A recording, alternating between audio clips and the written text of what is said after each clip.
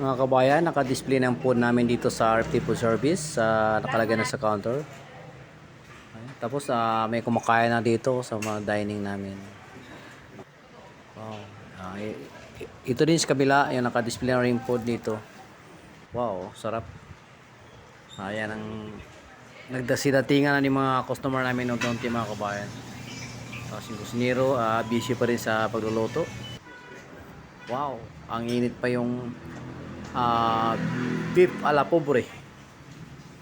Saka ito naman yung chicken na kinamatisan. Wow, nakadisplay lang dito sa kabila. Nagsadadatingan na yung mga customer. Ito yung pork hamonado.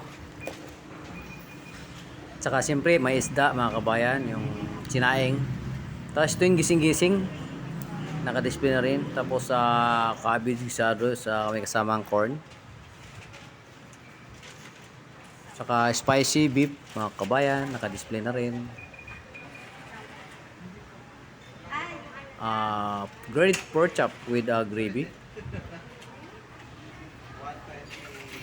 Tapos smoked chicken. Inihaw na manok no mga kabayan. Saka fish fillet, steamed fish fillet.